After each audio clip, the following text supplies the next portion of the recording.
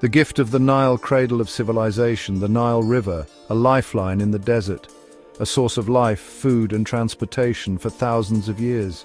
This mighty river, flowing through the heart of Egypt, nurtured the rise of one of the world's earliest and grandest civilizations. Imagine a land before time.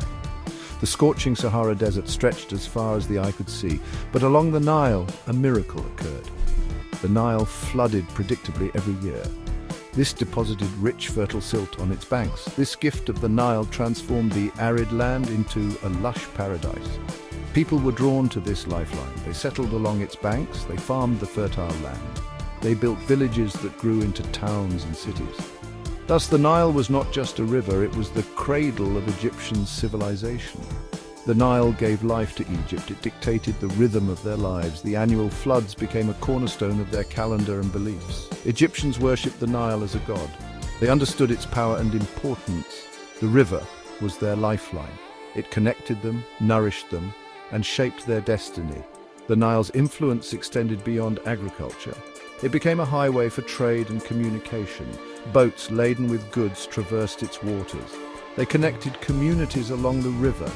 This facilitated the exchange of ideas, goods and culture. The Nile, in essence, was the backbone of this burgeoning civilization. It laid the foundation for a society that would leave an indelible mark on human history. For centuries, Egypt existed as two separate kingdoms: Upper Egypt, a land of sun-drenched deserts, and Lower Egypt, a verdant expanse nourished by the Nile Delta. Imagine the challenges of uniting these two distinct regions. Each had its customs, beliefs and rulers. Yet, around 3100 BC, a powerful king emerged from the south. His name was Menes. Menes, a ruler of Upper Egypt, dreamt of a unified kingdom. He envisioned a land where the Nile flowed seamlessly from south to north, uniting the people under a single crown. Menes led his armies northwards. He conquered Lower Egypt. This historic victory marked the birth of a unified Egypt. Menes, now the first pharaoh of a unified Egypt, established his capital at Memphis. This strategic city, located at the nexus of Upper and Lower Egypt, symbolized the union he had forged. Menes's reign marked the beginning of the early dynastic period. This era witnessed the establishment of the foundations of Egyptian civilization. Writing systems were developed. Art and architecture flourished.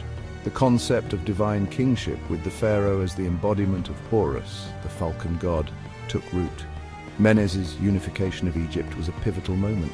It laid the groundwork for the emergence of a powerful and enduring civilization.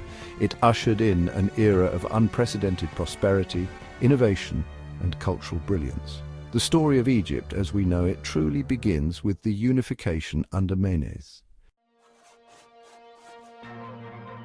The Old Kingdom, spanning from around 2686 to 2181 BC, stands as a testament to the Egyptians' mastery of engineering, architecture, and their profound belief in the afterlife. This period witnessed the construction of some of the most iconic structures in human history, the pyramids. Imagine a clear, starlit night in the desert. The air is cool. Thousands of workers toil tirelessly under the watchful gaze of the pharaoh. The pyramids were not merely tombs, they were colossal monuments to the pharaoh's power and their belief in eternal life.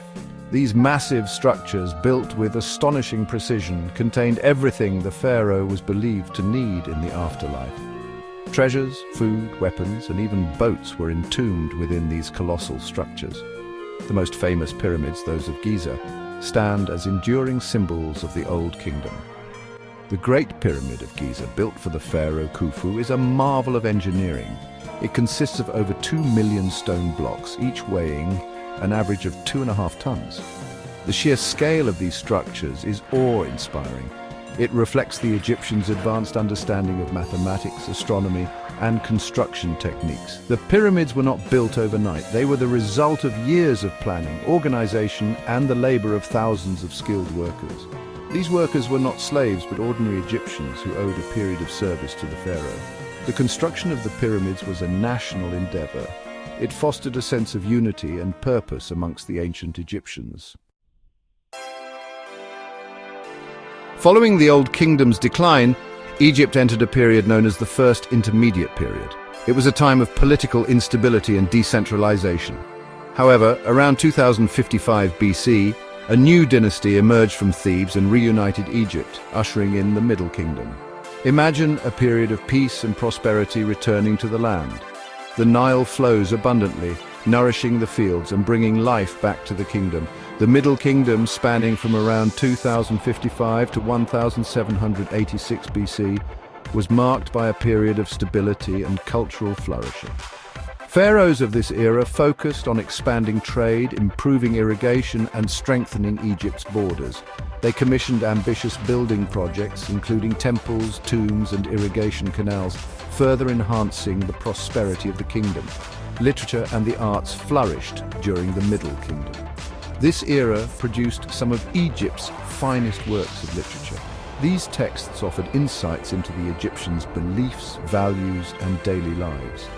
The Middle Kingdom was a time of intellectual and spiritual growth. Pharaohs like Senusret III and Amenemhat III are remembered for their wise rule and their contributions to Egypt's prosperity. The Middle Kingdom represents a pivotal era in Egyptian history. It was a time of rejuvenation and growth. The kingdom, once fragmented, was reunited. Its people thrived under pharaohs who prioritized stability, expansion, and cultural development. The Middle Kingdom served as a bridge between the grandeur of the Old Kingdom and the golden age of the New Kingdom.